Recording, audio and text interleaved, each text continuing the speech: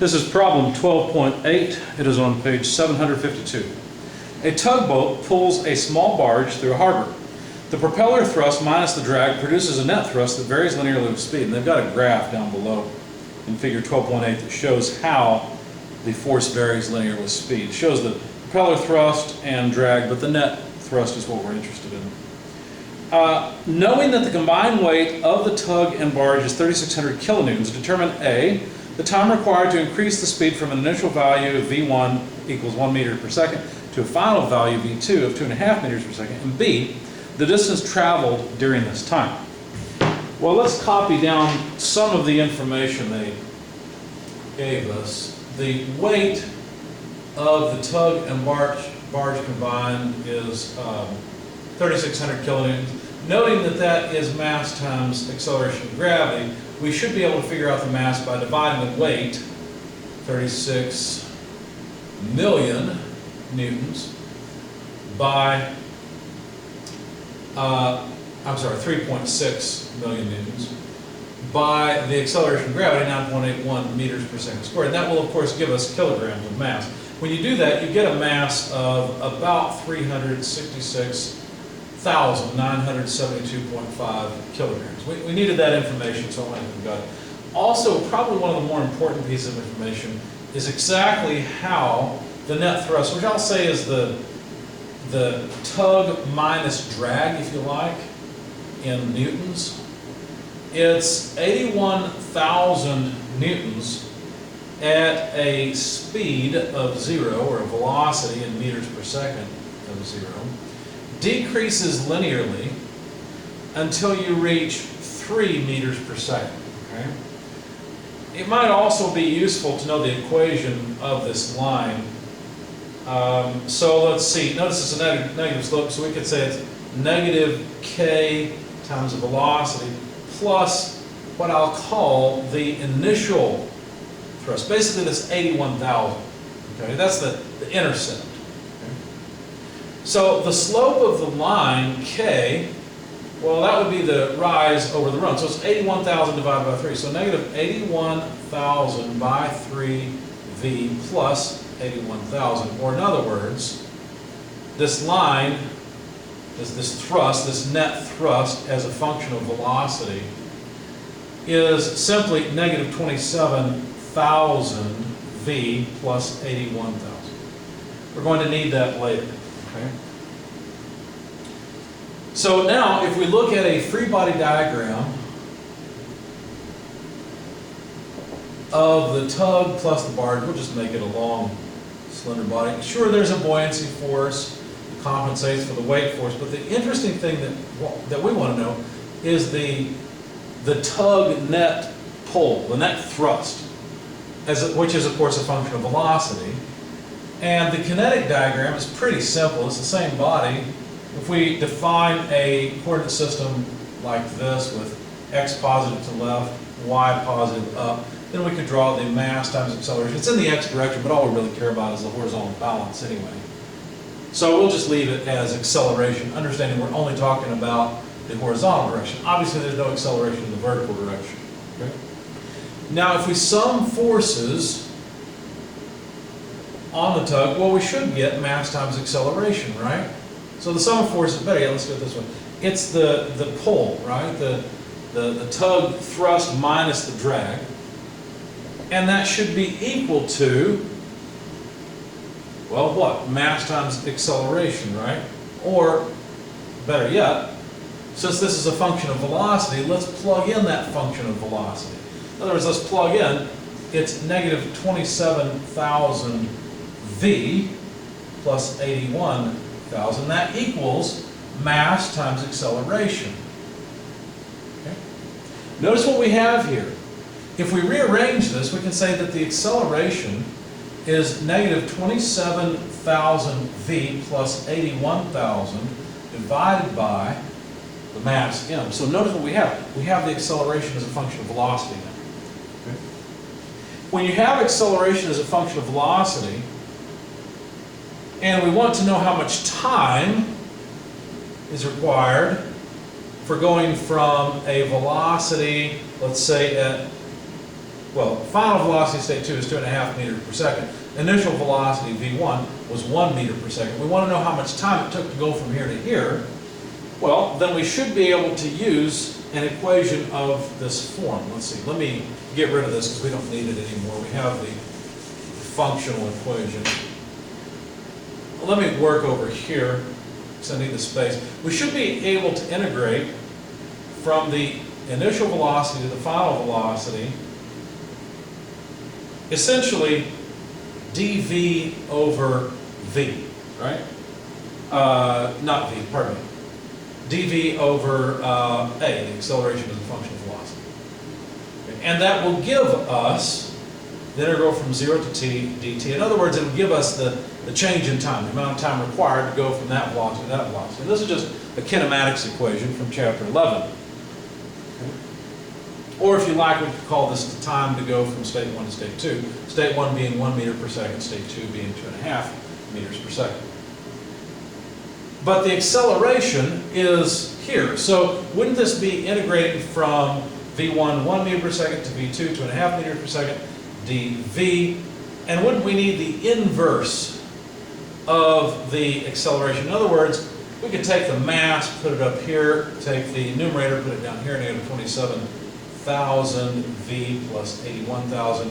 I thought later, I'm going to continue with this with my notes, but I realized I could divide both terms by 27,000 and not have to write that over and over, but I realized that later, so we'll just stick with what we've got. And actually, I went ahead and plugged in the mass also, 366,972.5 kilograms. Okay. So we should be able to integrate this. Well, notice this is a 1 over x dx form. So what do we end up with? Well, the mass comes out as a constant, 366,972.5 kilograms. And then, if you remember right, the integral of 1 over x dx is just the natural logarithm of x. So we'd end up with the natural logarithm of all this denominator, negative 27,000 v plus 81,000. And this needs to be divided by negative 27,000. Why? Well, because notice it's not just 1 over x dx, it's a function. So what I'd have to do by the chain rule is I'd have to differentiate this to get back here, right, back to what's inside the integral. I'd have to differentiate this, I'd get 1 over the whole thing. Well, there it is. But then I'd have to multiply by the derivative of the inner function. Well, this is a constant, so it would go away. And the derivative of this function with respect to v would simply be negative 27,000, right? So if I divide out that negative 27,000, then I've got just this denominator back. Okay. Now, of course, this is an integral. It has to be evaluated from 1.0 to 0.5. In other words, we plug in 2.5 for v, then subtract off, plug in 1.0 for v. So what happens there? Well, we get 366,972.5, and then we'd have, I'll perform a few more steps than I did on my notes. Natural logarithm, negative 27,000 times 2.5, that's the first limit, plus 81,000. And let's just pull this out over negative 27,000.